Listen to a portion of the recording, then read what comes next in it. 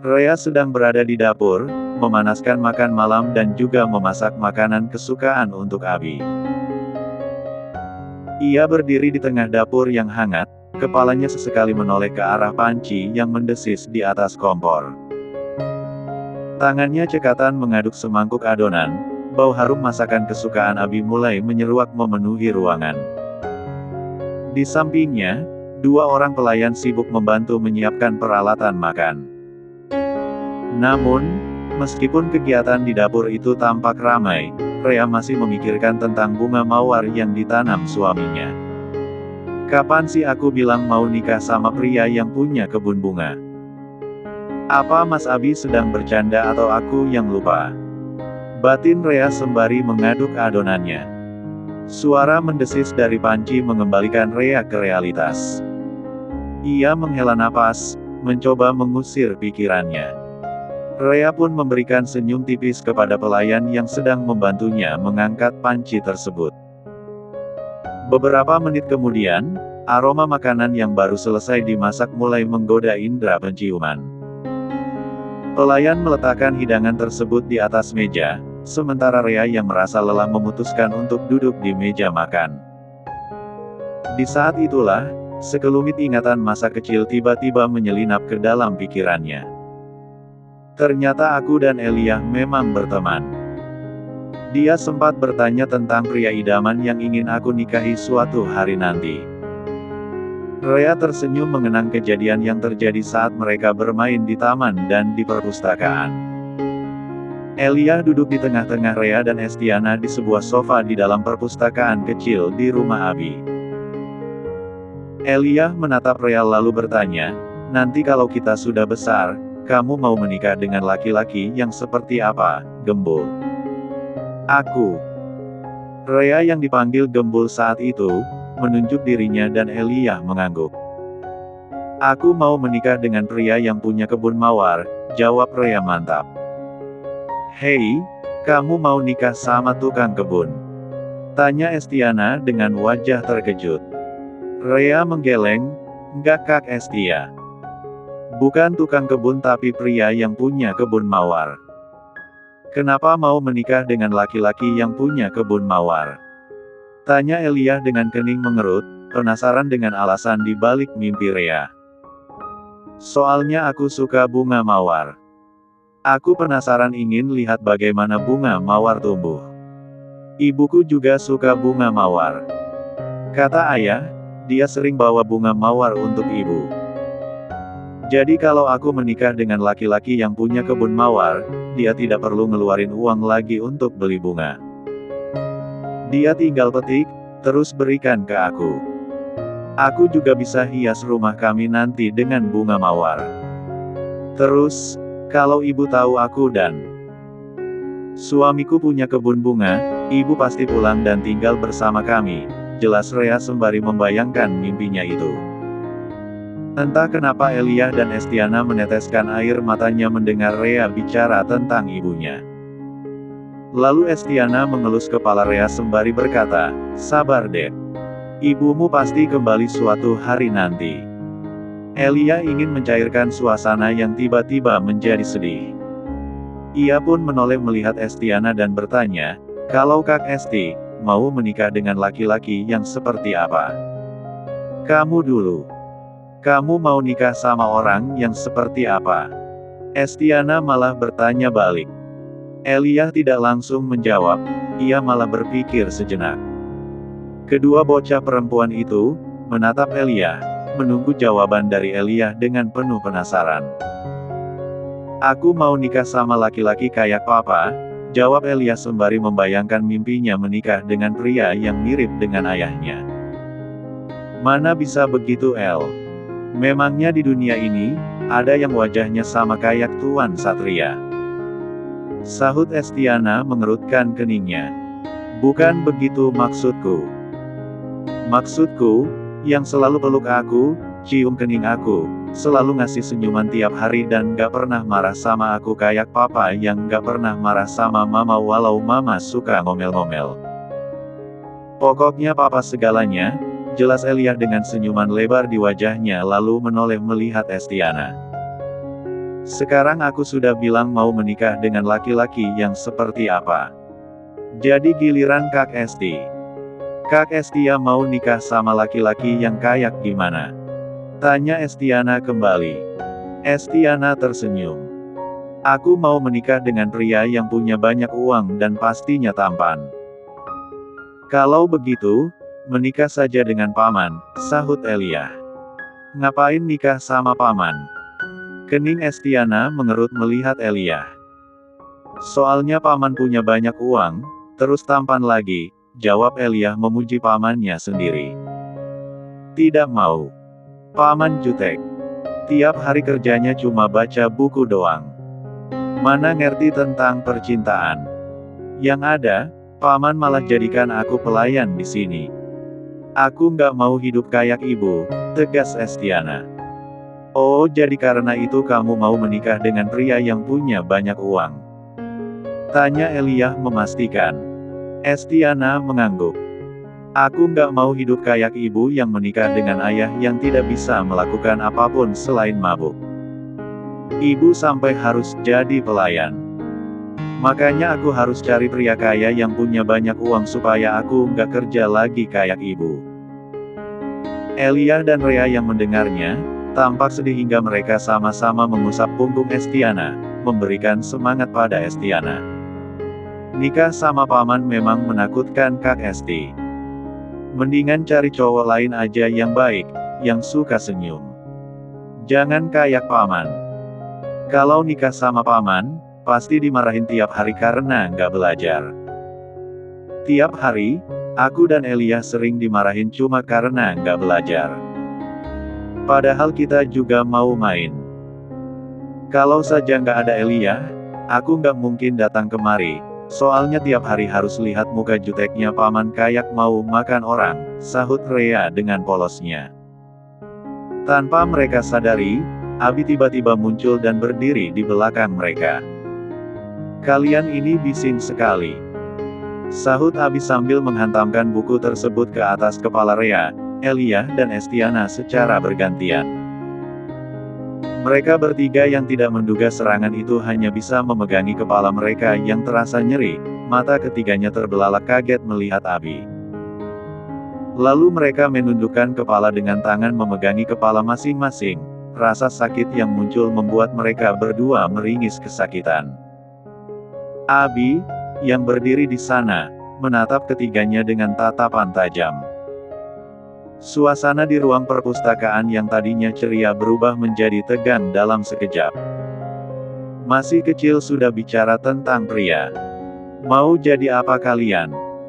Lanjut Abi dengan suaranya yang tegas sampai membuat ketiga gadis kecil itu tak berani mengangkat wajah mereka menatap Abi. Bagaimana mau jadi orang sukses kalau cuma memikirkan hal-hal yang tidak berguna? Lanjut Abi sembari menatap kesal ketiga gadis kecil itu. Elia akhirnya mengangkat wajahnya melihat Abi. Sejak kapan paman ada di sini? Tanyanya kemudian. Sejak kalian bicara tentang pria. Estiana dan Rea yang mendengar jawaban Abi seketika menelan ludah. Rasa takut semakin menyelimuti mereka karena mereka sempat membahas Abi. Terutama Rea yang seolah menjelek-jelekkan Abi. Hei Gembul, seru Abi yang membuat Rea tersentak kaget. Dengan cepat Rea mendongak melihat Abi yang menatap tajam ke arahnya. Supir ayahmu sudah ada di bawah. Dia datang menjemputmu. Sekarang pulanglah. Rea beranjak dari tempat duduknya lalu mengulurkan tangannya, meminta tangan Abi. Namun Abi tidak memberikan tangannya. Mau ngapain? Rea mendongak menatap Abi dengan tatapan heran, karena tidak biasanya Abi bersikap seperti itu. Mau cium tangan paman? Kan, mau pulang. Tidak usah, tegas Abi. Cie, paman tersinggung sama kata-kataku tadi ya. Makanya paman jangan jutek. Soalnya kalau cowok jutek itu, nggak ada yang mau. Gadis-gadis takut sama cowok yang suka marah-marah kayak paman. Rea kemudian menoleh ke arah Elia dan Estiana. Ya kan Kak Estia? Kedua gadis kecil itu diam saja, Bahkan mereka pura-pura memegang buku yang ada di atas meja, seolah-olah tidak mendengar ucapan Rea. Mereka berdua takut dimarahi oleh Abi hingga mengabaikan Rea. Rea yang melihat mereka, menjadi canggung, dan sebenarnya ia juga takut dimarahi oleh Abi. Jika ia bicara seenaknya di depan Abi, itu hanya untuk menghilangkan rasa takutnya saja. Kalau tidak ada gadis yang mau menikah denganku karena aku jutek, aku tinggal menikahimu, sahut Abi yang hanya ingin membuat Rea ketakutan. Sikapnya itu pun sukses membuat Rea takut sampai mata Rea terbelalak kaget. Aku tidak mau menikah sama paman. Ya sudah. Kalau tidak mau, pulang sana. Dasar bocah menyebalkan. Tanpa mengatakan apapun, Rea berlari keluar dari ruangan tersebut dan menuruni tangga ke bawah. Abi yang ada di ruangan itu, hanya menggeleng lalu menoleh melihat Estiana dan Elia. Kalian juga pulang. Ini sudah sore. Aku mau nginap di sini sama Kak Estia, ucap Elia. Terserah tapi kalian berdua jangan berisik lagi. Paman mau belajar. Awas kalau kalian membicarakan hal yang tidak berguna seperti itu lagi. Estiana dan Elia mengangguk serius. Kembali ke masa kini. Rea melamun sembari tersenyum membayangkan semua ingatan itu sampai ia tidak menyadari kedatangan Abi. Kau melamun lagi? Tanya Abi sembari menarik kursi di samping Rea duduk. Rea tersadar. Ia menoleh melihat suaminya. Mas Abi sudah datang. Tentu saja. Memangnya kau pikir, yang duduk di sini siapa? Hantu yang menyerupai diriku. Kata Abi yang tetap memasang ekspresi seriusnya. Rea malah tertawa kecil mendengar ucapan Abi. Ternyata Mas Abi memang begini. Nggak pernah berubah. Ketus banget. Karena sejak tadi kamu melamun terus. Ini sudah 2 kali, kamu tidak sadar aku datang, seolah aku tidak penting. Iya maaf. Lain kali nggak gini lagi, ucap Rea sembari berdiri dari tempatnya. Ia memberikan nasi ke piring suaminya dengan hati-hati. Ini siapa yang masak? Tanya Abi penasaran. Kokinya ibu yang masak. Aku cuma panasin doang, terus masak sayur kesukaannya Mas Abi. Kata ibu, Mas Abi suka makan brokoli. Jadi aku bikinin tumis brokoli tapi aku campur daging. Di saat itu, Elia datang. Ia melangkah masuk sembari membawa tempat air minumnya. Ia datang ke sana untuk mengambil air minum, namun melihat Abi duduk makan, membuatnya lapar juga hingga ia ikut duduk di sana. Wah, kayaknya enak nih. Rea tersenyum menatap Elia lalu meletakkan piring di depan Elia. Kamu makan juga. Udah jam 10 malam. Aku cicipin aja deh. Elia takut makan lagi jika ia sudah ingin tidur. Namun ketika mencicipi masakan yang baru dimasak Rea, membuatnya tak berhenti sampai ia mengambil nasi sendiri ke piringnya. Katanya cuma mau cicipin. Sahut Rea. Elia hanya cengengesan melihat Rea. Soalnya lihat paman makan, jadi ikut lapar juga. Rea hanya tersenyum sembari memberikan tumis brokolinya ke piring Elia. Makan banyak-banyak biar cepat besar sayang. Ih memangnya aku bocah. Rea tidak memperhatikan Elia lagi. Ia menoleh melihat suaminya yang sedang makan, dan ia merasa penasaran karena sejak tadi Abi tidak mengatakan apapun. Gimana mas? Enak nggak? Abi mengangguk serius. Rea tampak lega. Ini memang pertama kalinya, ia memasak makan malam sendiri untuk Abi selama mereka menikah. Ia hanya pernah memasak kue untuk Abi, karena sejak tinggal di rumah lama Abi memang melarangnya untuk memasak. Rea juga tidak semangat membuat makanan untuk Abi karena khawatir Abi tidak suka dengan masakannya. Terlebih ia tahu bahwa Abi terbiasa dengan masakan Bisaidah. Jika ia ikut memasak, takut suaminya tidak senang dan tidak nyaman. Mas, panggil Rea dengan nada lembut sembari mengikuti suaminya masuk kamar. Memem, sahut Abi singkat. Rea berjalan cepat mendekati Abi, lalu merangkul lengannya erat-erat. Mas, aku sudah ingat kapan aku pernah bilang mau nikah sama laki-laki yang punya kebun mawar. Abi terkejut mendengar ucapan Rea. Langkahnya terhenti tepat sebelum duduk di sofa. Ia menoleh, matanya menatap istrinya dengan tajam. Apa? Ingatanmu mulai kembali. Belum semuanya sih, Mas. Tapi tadi, setelah aku dengar kamu cerita soal keinginan aku yang punya kebun mawar, aku berusaha ingat kapan aku pernah bilang begitu. Saat ada di bawah, aku jadi ingat kejadian itu. Rea tersenyum tipis, tampak bangga dengan kemajuan yang baru saja dialaminya. Aku ingat saat aku berada di ruang perpustakaan kamu, di rumah lama kamu.